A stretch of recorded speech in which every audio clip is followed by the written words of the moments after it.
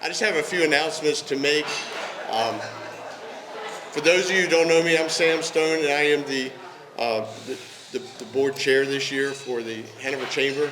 I want to thank you all for coming out this morning for what is always an exciting event. I also want to share some other exciting news that we have. We're moving into a new location. The Chamber office will be moving into the Air Park at Air Park Road in Ledbetter, in that area. So we're moving closer to the center of the universe, slowly. It's drawing us in.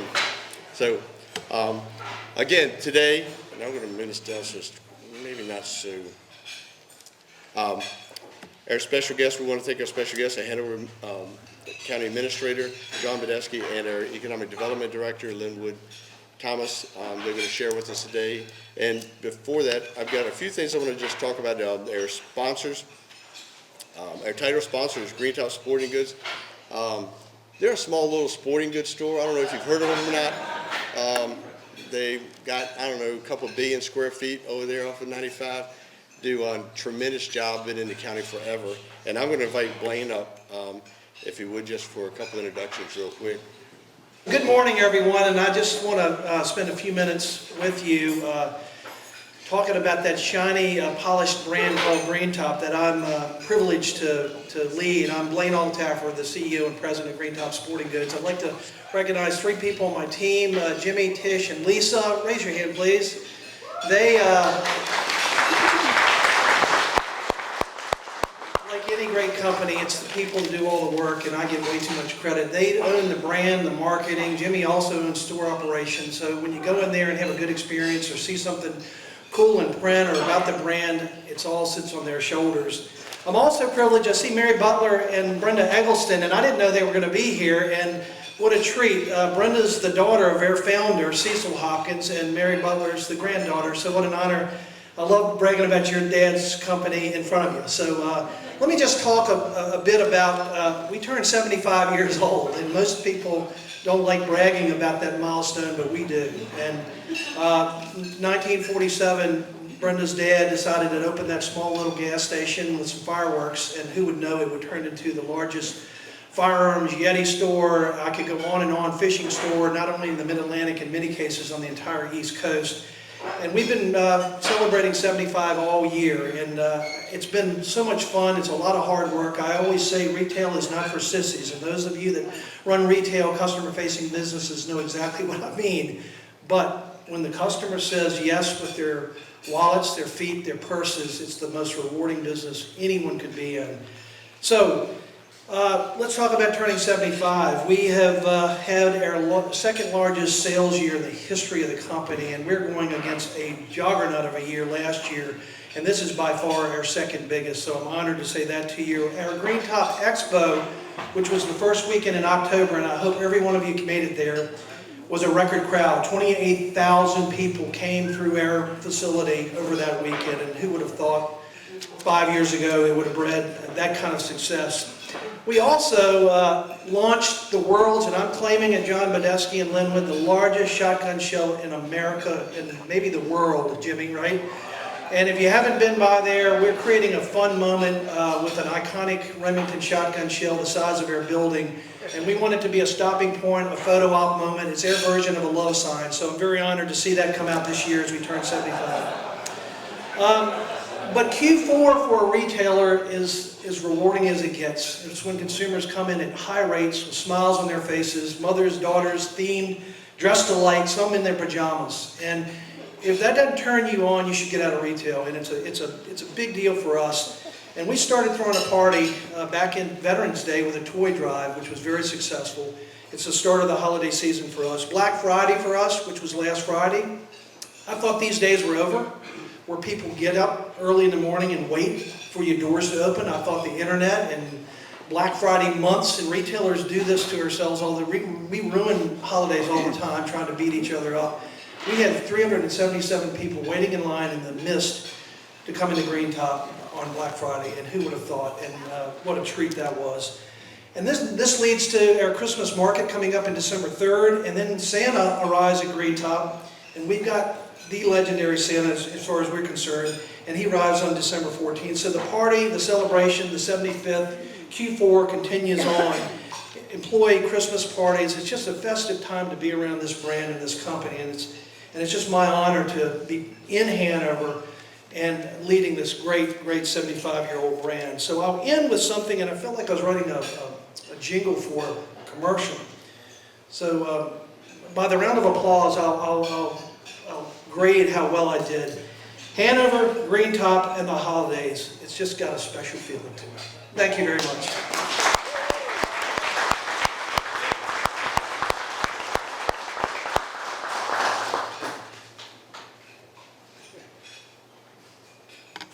Thank you for that, Blaine. Next, I want to introduce our patron sponsor, First Bank and Trust Companies. If you're here, please stand and be recognized. Hey. The Chamber really appreciates, we want to recognize Green Top and First Bank and Trust Company for this thing. And we're going to introduce a few other people that are here, and if you would just hold your applause to the end, we're going to go through this so we can get on to the meeting so you don't have to hear me anymore, but we'll talk about the Board of Supervisors. Sean Davis, Angela Key, Wesak is here. We have Canova Peterson and Rob Manello.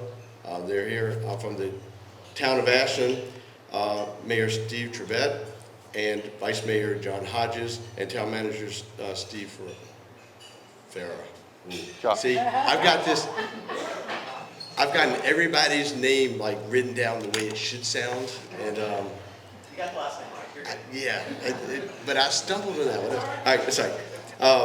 And then also we have some of our county deputy administrators and wonderful area partners. We want to thank all of them for their attendance too.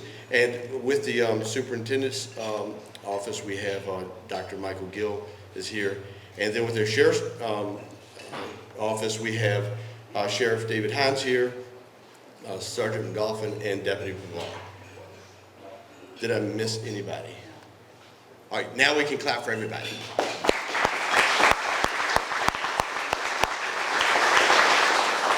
So this time, I'm going to turn the floor over to the distinguished gentleman standing. You're ready to go. Good morning. Good morning. Hanover, you can do better than that. Good morning. Good morning. First, I want to say a big thank you to the Chamber.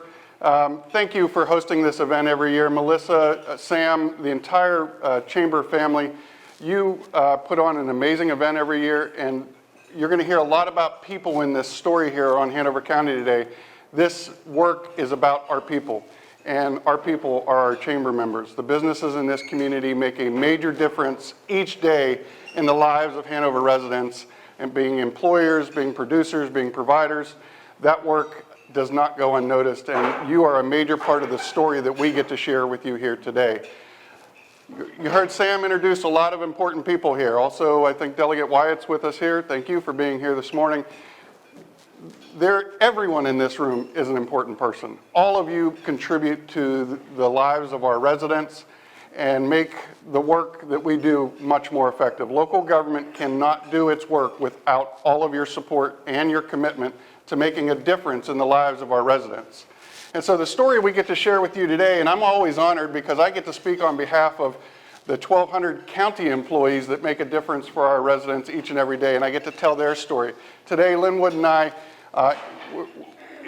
always value the partnership that we have with our Economic Development Office, and we have second to none in our Economic Development Director here with Linwood Thomas. So he gets to share with you some of the great business and commercial investments and work that's going on there, and you are part of that work. Our existing businesses are the lifeblood of our business community, and the expansion projects, we're just so pleased to be able to share with you some of those opportunities and work that have been done. I'm going to start with talking about our people.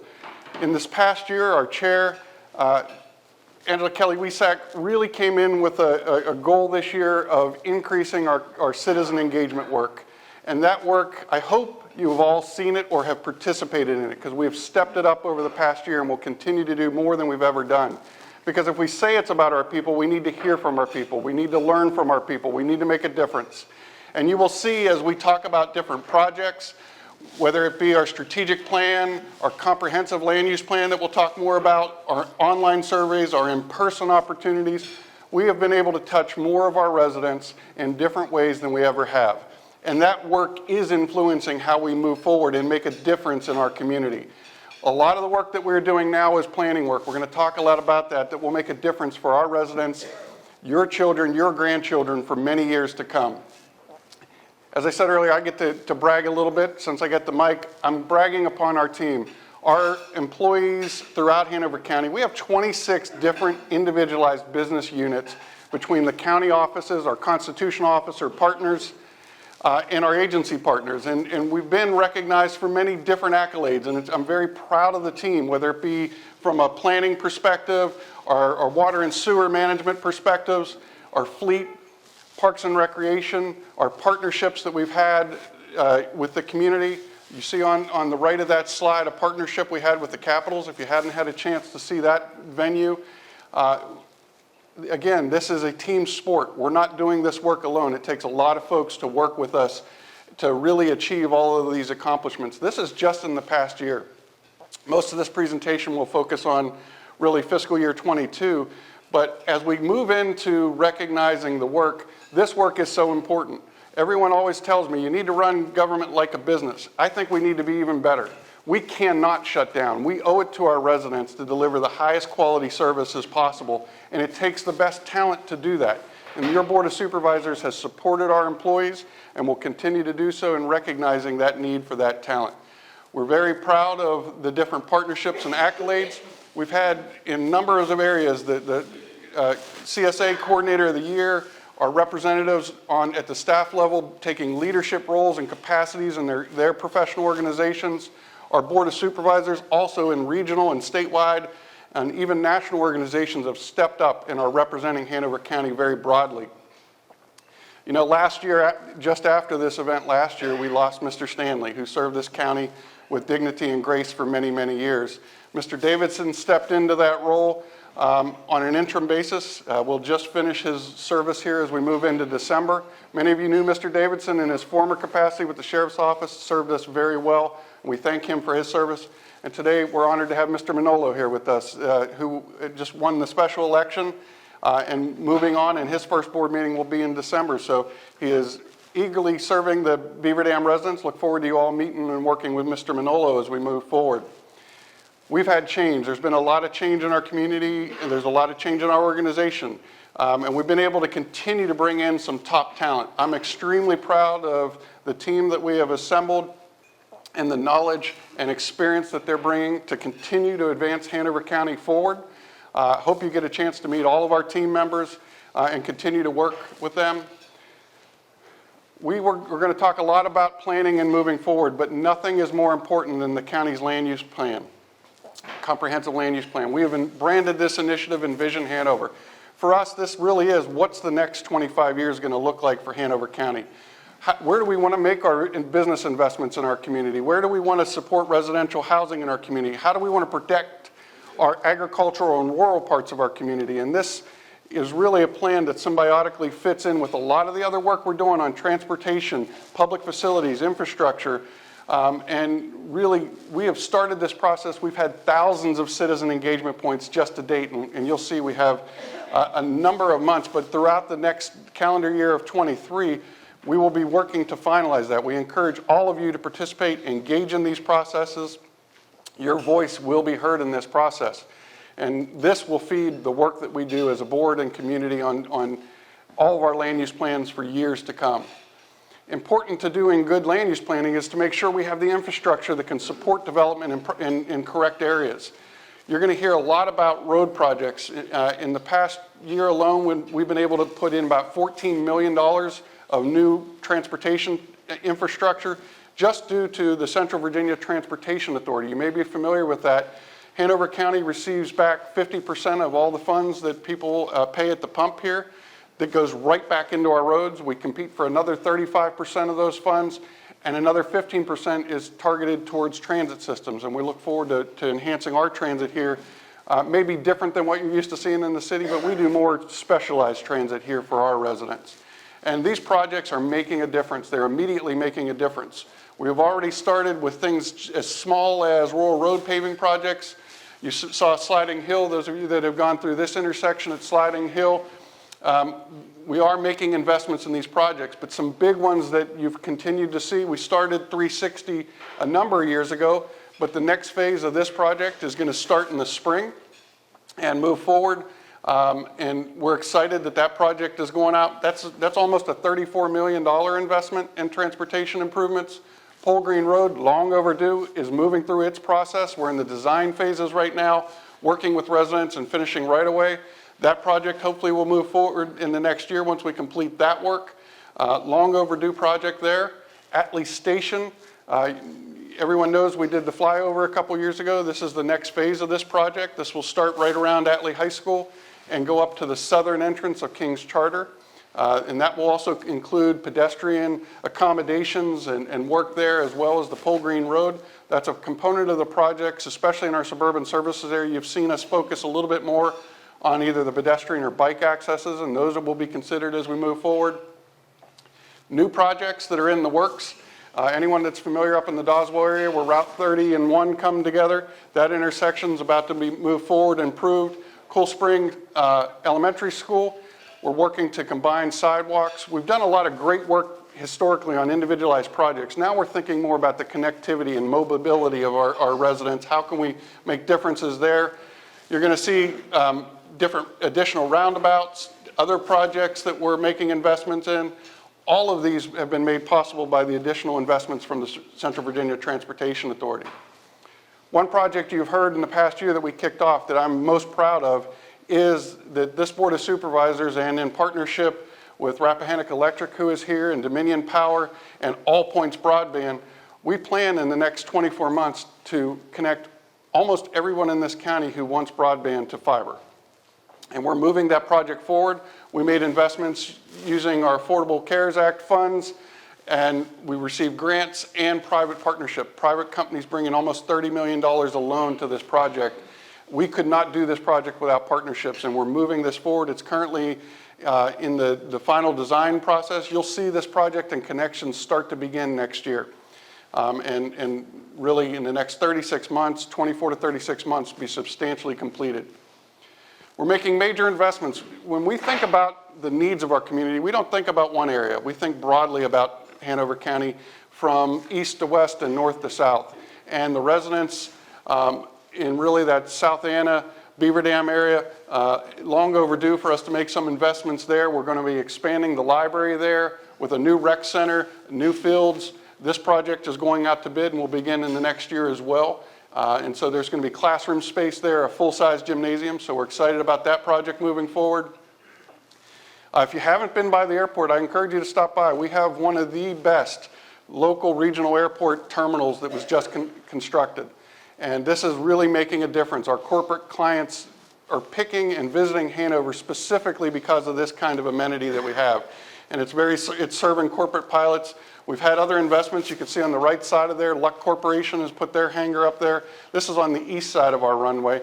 And so this is a new facility. It is open to the public. Our fixed base operator also operates out of this building.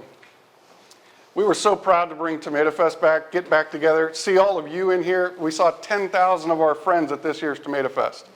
And we continue to think about what does Tomato Fest look like for the future. It's been a great part of our history, and how do we reinvent this? We added a Friday night event that was actually extremely well attended. And many of you, I saw you there, and that's what makes Hanover different. These kinds of special events, marquee events that really are the backbone of our community. Something we're really proud to bring back to life. Today you're going to hear us talk about priorities and differences that are happening in our community. Those partnerships and those people, no one is more important to us on a day-to-day basis than the people that provide public safety services to our community. If we can't do this right, we can't do any of the rest of the work that we do right. I'm so proud of the partnership we have with the Sheriff's Office, our Fire and EMS, our emergency communications, our animal protection, even our building official work, all work together to make sure that we're providing safe community for our residents. And we are second to none in this region, and people feeling that they are living in a safe community. And we're proud of that. And we continue to make investments and work with those partnerships. You can see just some of the major accolades. Normally, we only talk about things that happened in the prior fiscal year. But if you haven't seen the Javier Guzman story, that's one you need to see. One of our students in our public schools, his dream after fighting cancer was to become a fireman. And he sure did. And so we're really proud of that opportunity. And we're not kidding. We actually put him on the payroll. So it's, we could use more public safety providers. But, you know, these are the kinds of work that make us different. It's all about the people doing this work. Next to public education, which we'll talk more about here, public safety is our second highest funded category in our budget, and third behind it is human services. Primarily through the work, our social services, CSB, those agencies that are providing direct touch points to our community, plus the other community partners we work with, make a difference in the lives of our residents. We are so proud, and David Fuller, I know you're in here somewhere, got to see that, you know, the work that the volunteers give to this community. I am so impressed every day. If we had to pay for the service the volunteers give to this community, we couldn't afford it. It's that kind of spirit, that kind of engagement that really makes us different. The Fullers were recognized by the governor this year for their service. And that is a distinction that not many people get every year, and that is really a testament to their work. I think it goes without saying, mental health is a rising need in every community. But with COVID, really elevated that need for our community. And we've been proud to partner with our schools and our community services board to add mental health clinicians to our school system and really start with the students at where they need it most and where we can touch them most. And that program is making a difference, but this is something we're going to continue to make investments in. We just recently received grants to expand that into additional schools, but that is a project we've been proud of. The DASH program, that is our version of local transit. So if you're disabled, elderly, or need employment services, you have access to the DASH program. Over 12,000 rides were provided last year.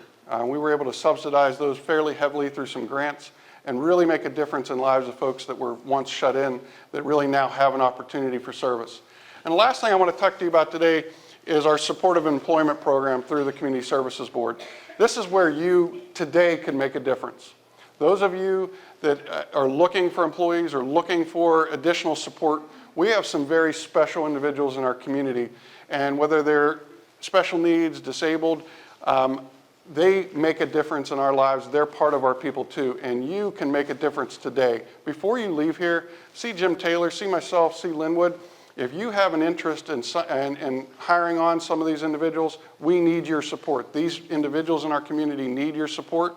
You can leave here today and we will connect you with our Community Services Board and some very in-need residents of our community to make a difference. And they're making a difference. The businesses we talk about that are employing these individuals, they're proud, they're glad to participate, and they're really making a difference in these individuals' lives. And you can do the same. And so I'd encourage you, see one of us before you leave. Give us your business card. We will connect you and make sure that we can get you signed up to participate in that program. So please don't leave without taking that opportunity.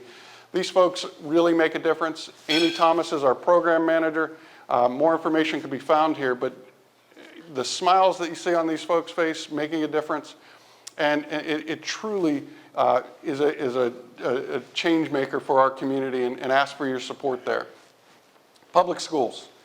I am so proud of the relationship and partnership we have with Dr. Gill and his team and the thousands of public school employees that make a difference in Hanover County each and every day.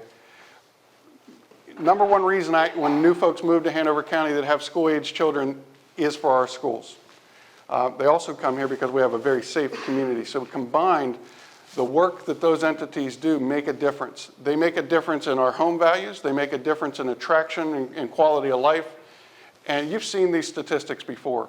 Our school system in this region competes in all areas and often outpaces many of the other school districts in this region. And that's because the people, the teachers, administrators, counselors, cafeteria workers, bus drivers that we have touching the lives of our students, they all make a difference. And they all care tremendously. You don't have this level of success without that level of commitment, and we could not do it without those employees. We also couldn't do it without all of you in this room, some other key partners. You got to hear about our introductions on the town of Ashland. Josh Farrar and myself meet regularly. The mayor and council have been great partners with Hanover County. We're proud of that relationship, and thank you for it. Our public school relationship, all the utility providers, major partners in our community, and I can't say enough about that relationship with our chamber. You heard Blaine talk about 75 years of Green Top. That doesn't happen by accident. It happens by commitment and their people that are making a difference. Also in the region, Hanover County is considered amongst the big four in this region. Between us, Henrico County, City of Richmond, and Chesterfield County, we have the major population centers, but we also have major investments in our partnerships. We have representatives of the Greater Richmond Partnership with us here today. Really, that's our outreach arm on more economic development work for the region.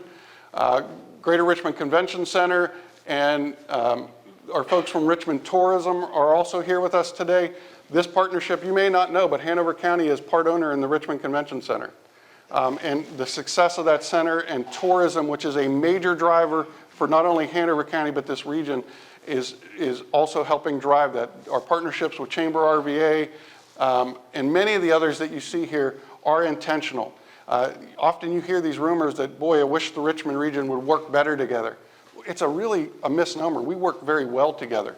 We work together in so many different ways, whether it be in areas of public safety, whether it be in areas of opioid solutions, whether it be transportation planning, land use planning, you name it, we work together in some way.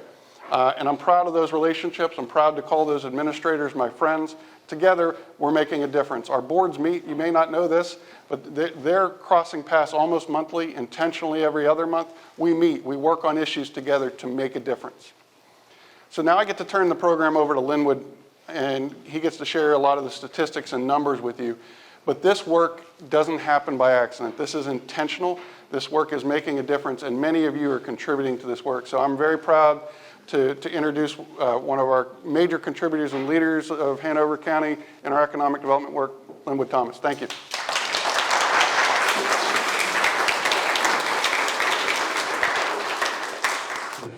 You know, I will tell you, it's not fair to put you all in the middle of a presentation right after you've had breakfast and it's raining outside and give you an update on economic data. It's really not fair to any of you. But hopefully, there's a few takeaways that I want you to glean. I'll give you the cliff note up front, so if you have to leave, I can provide you any additional demographic data in the future. But first, I want to recognize a few people. I don't know where Ann Glave is from my office. I want to recognize her. She was the only one brave enough for my team to come today. I don't know what that says. The rest of them didn't want to show up. So I'm so glad she's here, and we thank Ann for all of her efforts under existing business. And I also wanted to recognize Mr. Manolo once again for your leadership on the EDA. I think as of 4 o'clock today, as you're sworn into the board, you may no longer be on the EDA, but thank you for your service. For those who may be interested, this is our hard copy of our annual report, but you can also find that at www.hanovervirginia.com /about-us/reports for anybody who would like to access the annual report. This document will not sit on the shelf. This will travel around the world with us as we share the great story that we have about Hanover over the next year. So, as we jump in, we want to take a look at the local economy, and data tells a great story, and it helps us to formulate strategies moving forward. A couple of takeaways as we move through the presentation that I want you to take back is this. We've had 5 of the best years we've ever had from an economic development perspective, even through a pandemic. Now, we lost jobs in the pandemic, but we continue to have new project announcements of companies that are going to create great jobs for the future of the county. So we've had that success. This year it's very similar to that, but what we're facing is some headwinds. 4 out of 5 economists note that we will be in a recession in the next 3 to 6 months. We also are struggling to find additional properties for us to market for economic development. That includes the importance and investment in rezonings and infrastructure in those areas that the board has determined that we want to grow. So for us to continue to be competitive, we're going to have to eventually look at making investments in additional site readiness so we can attract those major projects because we can win them. We have a great story to tell here in Hanover County. If you look at the top line, the blue line is labor force. And you can see At the end of 2019, our labor force had continued to matriculate upwards, but this is what the pandemic has done to our local labor market. Different than job creation, our labor market is those people who are able-bodied, so are not disabled, are not in school, or are not retired. And what we can sum up from this is a few things. One, Hanover does have an aging population.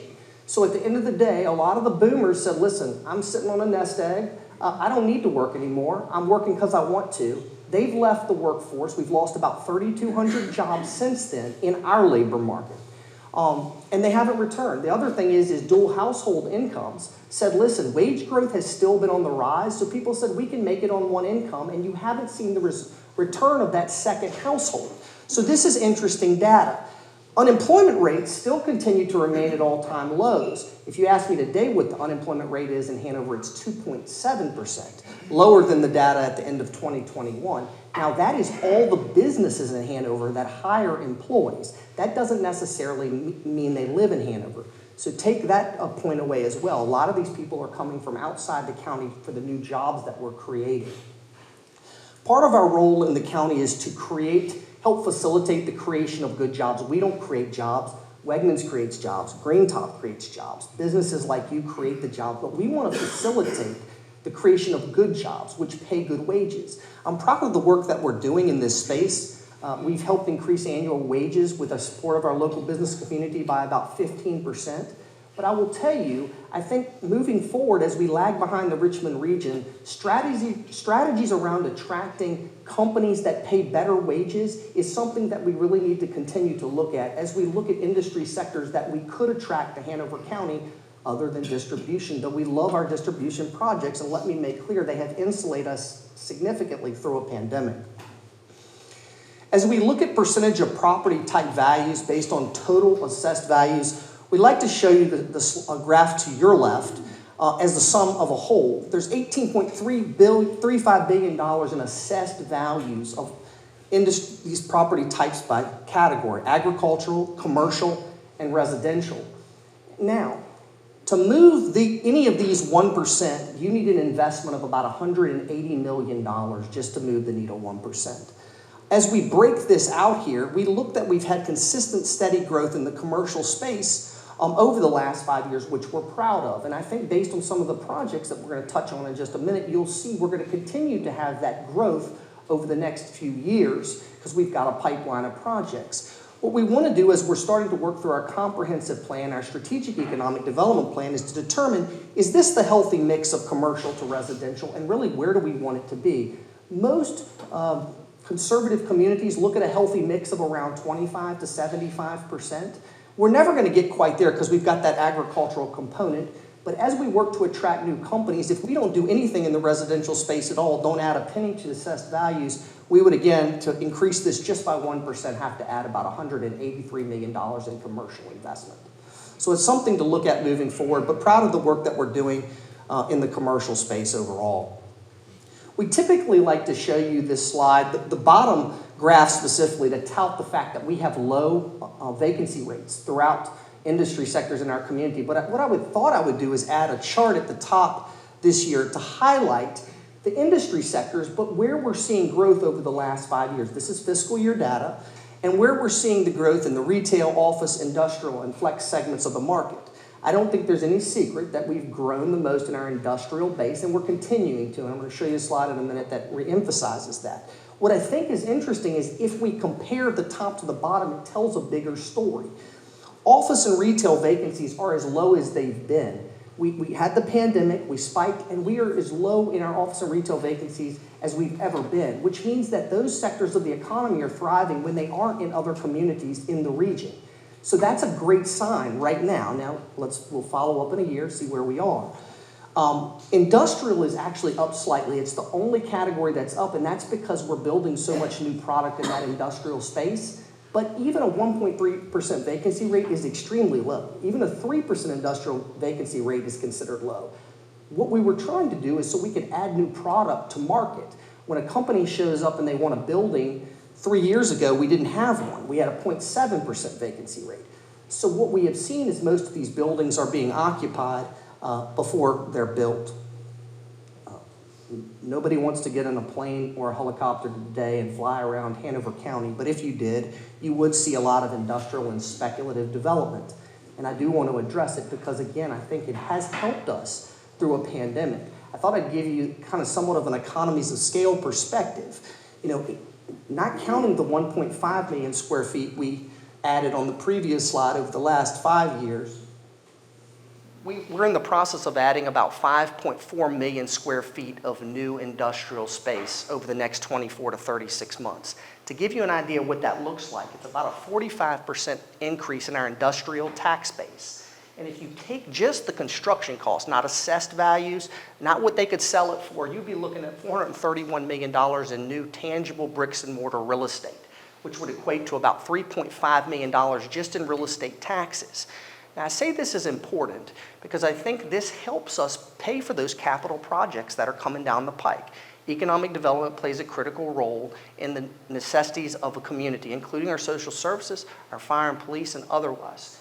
Education, I see Dr. Gill here. I got your wink, thank you, guys. These are important things. Now, I also want to address the fact that we don't want to put a distribution facility on every corner. I think it's important to note that as we build new strategies, economic development strategies, we want to attract those companies that we can compete with in the bio and life sciences space, semiconductor, data centers, vertical farming. These are things that we're seeing in our community, but we cannot submit the projects because we don't have zoned property and the infrastructure in place. But we can compete in other segments of the market with the vision and strategy as we start to build that moving forward. Just to highlight some of our successes by numbers over the last year, we had 151 business announcements and expansions, similar to what we had last year. I don't get too caught up in that because you could have 50 announcements that had better wages, better jobs, better capital investment. What I'd like to look at here is over the last 5 years, the projects that we've put in the pipeline. So we've put those in the top of the funnel, and we hope they come out the bottom. We announced the project, it sounds great, but they actually have to start to pull construction permits for us to determine this is a viable project. We announced Wegmans, but until they broke ground, we didn't know if the project would proceed. We use that as an example because right now it's taking longer for projects to come to fruition. It used to take 18 to 24 months. Now it's taking 34 to 48 months in some cases for these projects from start to finish because of logistics issues, because of cost, supply chain concerns. So we're seeing this, but what is happening, and this is telling a great story here. 18, 19, 20, and 21, we've had our most consistent year, our best year from a commercial construction permit perspective. And then look what happened this past year, an increase of 371%. These projects that we announced in 19, 20, and 21, not so much in 22, are starting to come to fruition. So it's exciting, but what I want to do is also want to temper expectations. An increase of 371% is not realistic and likely probably for another 5 to 10 years due to some of those headwinds that we're facing, both on site readiness and also a recession that's potentially looming. But it is a great story to tell, and we'll continue to tout it. Now is the time for us to go back to making sausage so we can prepare for that next upturn when it comes. Net new jobs by all industry sectors. Proud of the work that we've done in this space. 4,500 net new jobs over the last 5 years, which is an increase of 7%. Even including the loss of 3,200 jobs during the pandemic. If you go back to that slide too, you looked at our labor force data, and we lost about 3,200 jobs in our labor force. Not necessarily total net new jobs. Net new jobs is actually all the businesses, again, that hire in Hanover. So a lot of those people, I predicted, were in Hanover who decided, listen, we're going to retire, we're going to work off of one household. It wasn't those people that were in commuting daily. I will tell you, looking at the data for 22 already, we should add another 2,000 jobs. And with the pipeline that we have, we've probably got another 2,000 coming estimated in FY24. Now, the economy could change, and hiring is going to slow down, I think. But based on what we're seeing in the projects coming out of the ground, we've still got a good story to tell there. I think what we do need to focus on is seeing we have great commuting patterns, but recognizing that a lot of the jobs that people are filling in Hanover, people are commuting from outside of the county to fill those jobs. Some of the industry sectors that are growing the most, Logistics, supply chain, and warehousing, there's no secret that over the last 5 years, we've seen the most significant growth there and in the real estate segment of the market. As you know, both of those have been extremely hot, but I think if we're looking at future trends, potentially it would be great to look at that professional and technical services segment of the market, which has significant potential for wage growth, along with the industry that we call fire and insurance segment of the market. These are areas of our economy that we can see higher wage growth moving forward and should develop strategies accordingly. Just to highlight some of those business announcements that we've had over the last few years and some of the aerial pictures based on the data that I showed you before. It's nice to see that Performance Food Groups is nearly under roof. Our friends from Wegmans are here today. We appreciate your investment in our community. I don't know if you've heard that in a while, but we appreciate the jobs that you're creating in our community. Thank you for doing that. These are good jobs. These pay significantly higher wages than our median annual wage. So I think it's important. Between all of these projects, it's total about $800 million in capital investment and about 1,200 jobs. One of the businesses I want to highlight, which really gives you an example of the time it's taking to get these projects done, is Cascade. Cascade is a cardboard containerboard company out of Montreal, Quebec. We announced that 4 years ago. When I arrived, within 6 months, we had our third largest taxpayer, White Birch, go out of business. It's always fun for an economic developer, 6 months into the gig. We moved quickly to find an end user for that brownfield site, which really needed a lot of mitigation efforts. It's taken them 4 years to get their permits through the Department of Environmental Quality, but thanks to the board's leadership, John's leadership, Public Utilities, it's been able to pull off what most would consider a coup, so to speak. They will open their doors. That's been pushed back to February of 23. That will once again be one of our largest taxpayers. To give you an idea of cost, that has ballooned from $275 million 4 years ago. That's now a $450 million project. So you talk about cost overruns. Retail segment of the market, as I told you, is hot. I wanted to commend the town of Ashland for the work they're doing, both redevelopment and new projects that you're seeing. We all love sales tax, and we're seeing that not only in Ashland, but in Hanover County. The businesses that are building new facilities, the retail establishments, they're also thriving. And again, we'll revisit this in a year, but right now, there's a fair amount of success in that segment of the market as well.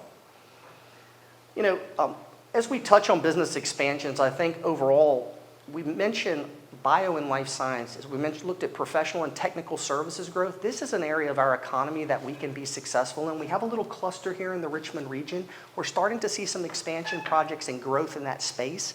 We've seen a fair amount of projects in the pharma and bio sector. We're going to continue to see those. VCU has an emerging school of engineering. Flow down in Petersburg is helping us make our case for why we should be a destination for pharma and bio. We're seeing it here in our local community and some of the companies that we're working with. ITL makes diagnostic test kits for the pharmaceutical industry. Green Analytics, I hope the sheriff's here. They do test medical marijuana out of this facility right here in Hanover County.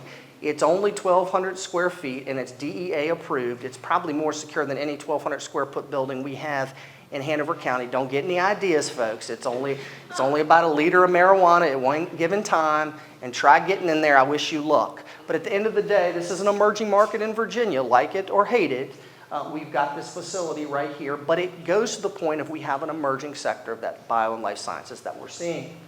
Bon Secours, just last week, we finally cut the ribbon on their $48 million expansion project, which includes 44 beds. Madam Chair actually had some very nice remarks to welcome this expansion project to our community. I will tell you, if you're not bored already or you want to jump on your iPhone at this very moment, you should Google a book called The New Geography of Jobs by Enrico Moretti. It's fascinating. It's 10 years old, but it's predicting some of the things that are now coming to fruition in communities across the world. People are going to matriculate to jurisdictions that have good quality health care, and we've got one of the best in Bon Secours. So again, I think that this is a feather in our cap, and it's an asset as we market our community. John touched on the terminal building. We're going to market the heck out of that for corporate clients who are wanting national jet fare and travel in and out of our community. Absolutely beautiful terminal building. We deserve no credit for it, but again, it's an asset for our community. Small business and entrepreneurship still continues to be critical to the work we do. It's actually the most important work we do.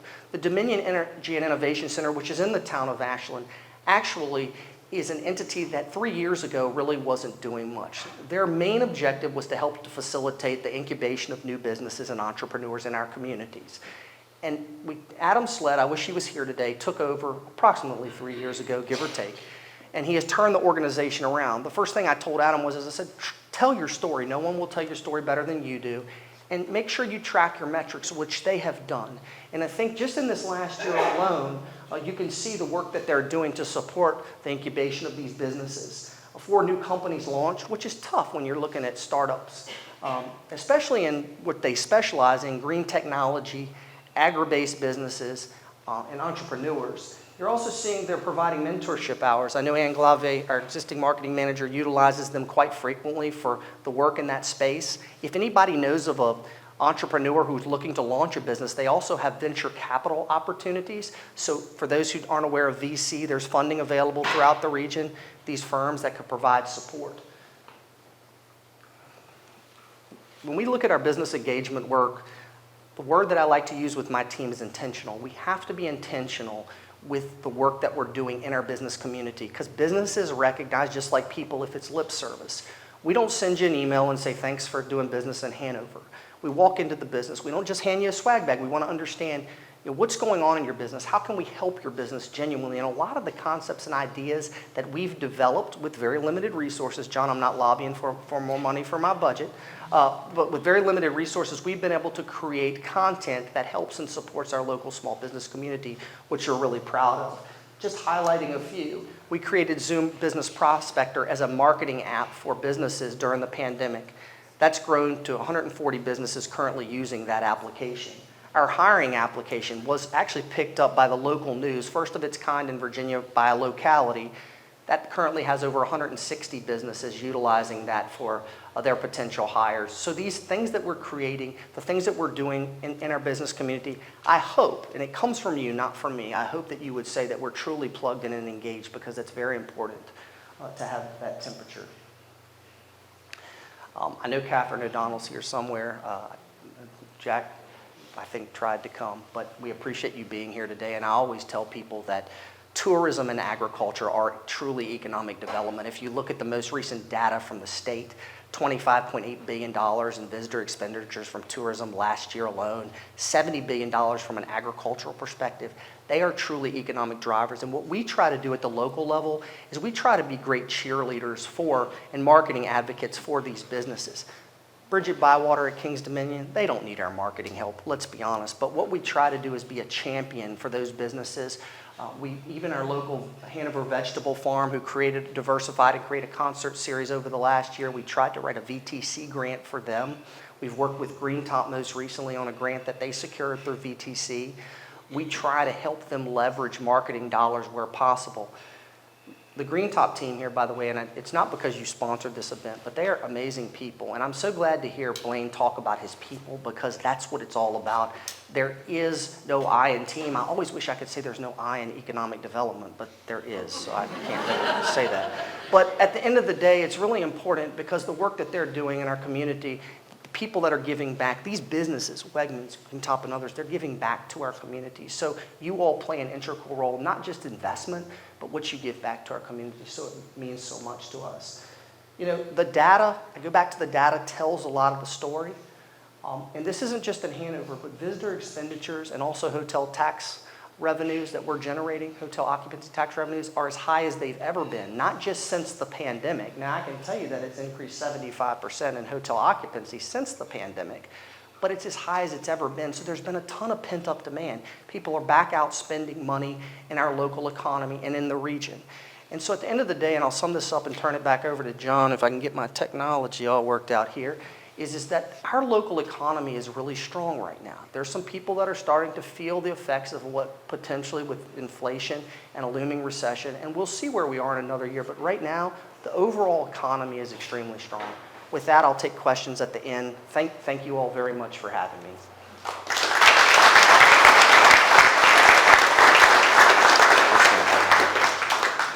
All right, so we're going to just wrap up with just a few more slides. I want to share with you, Linwood talked a lot about the business community and what was going on business statistics-wise. On the home front, we still continue to see increases in investments in residential homes throughout the county.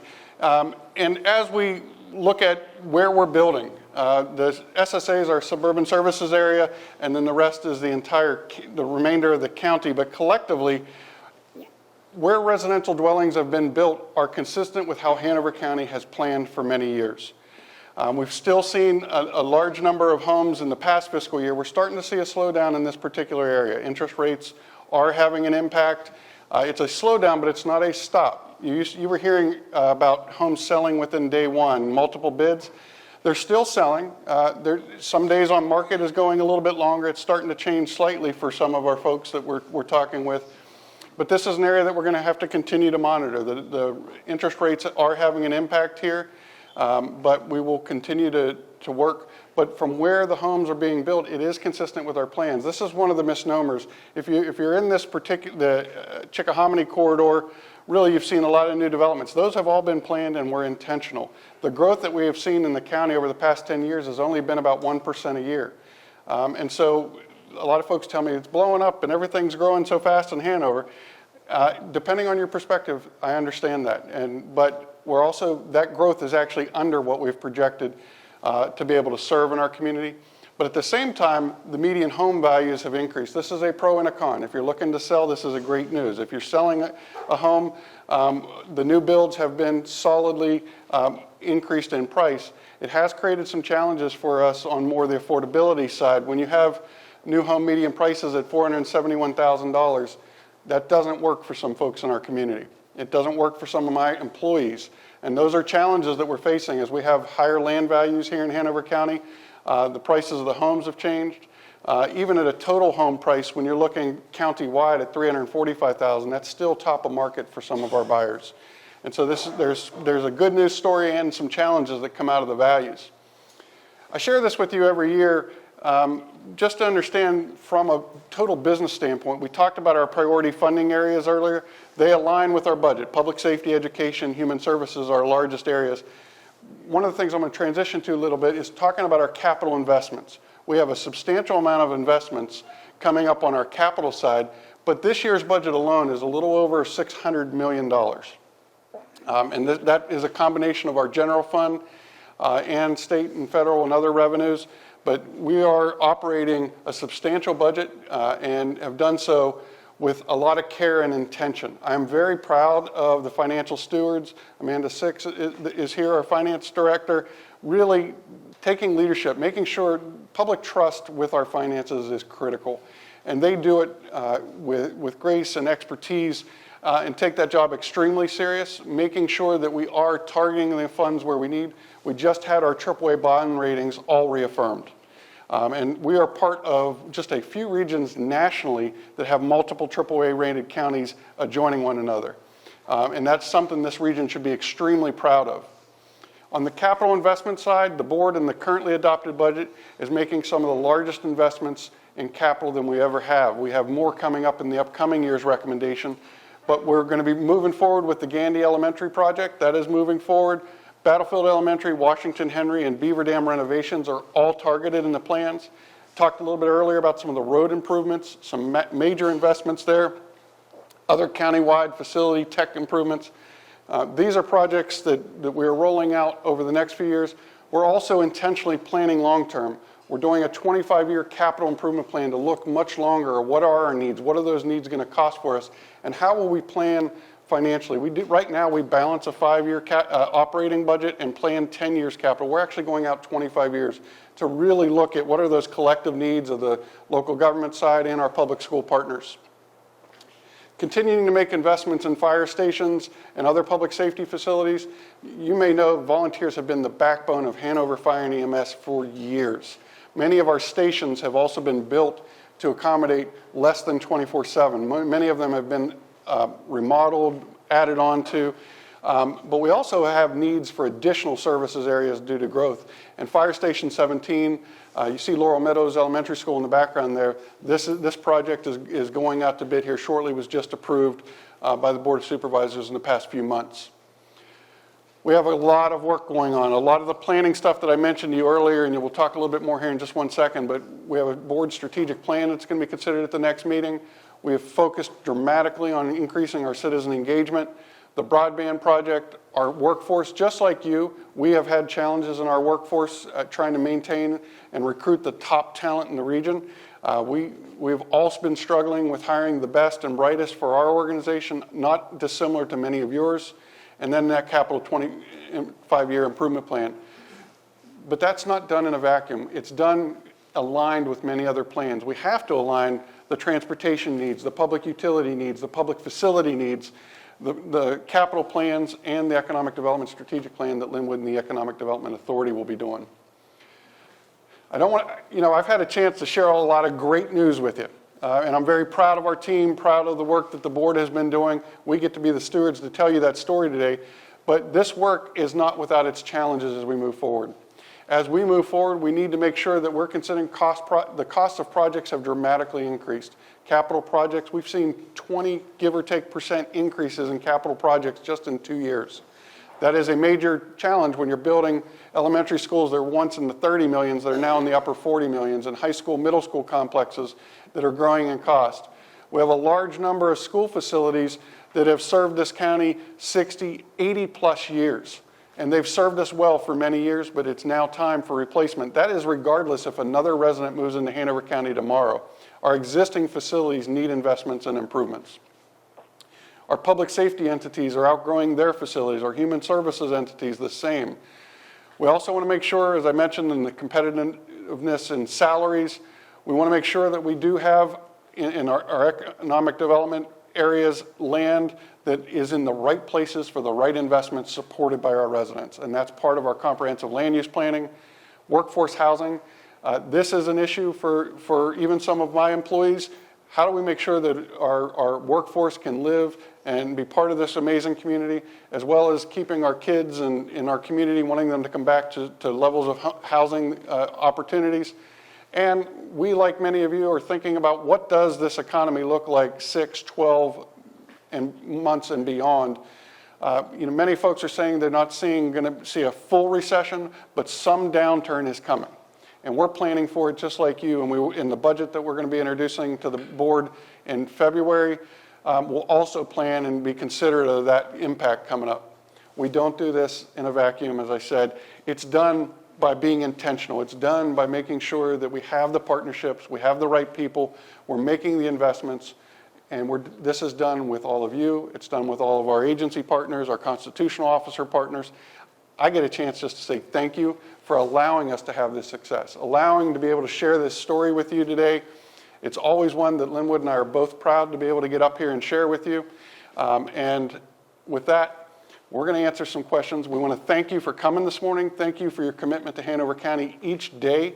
And just thank you for being our friends. I love the opportunity to engage with the Chamber, work with you, learn from you, and together we're making a difference. So thank you.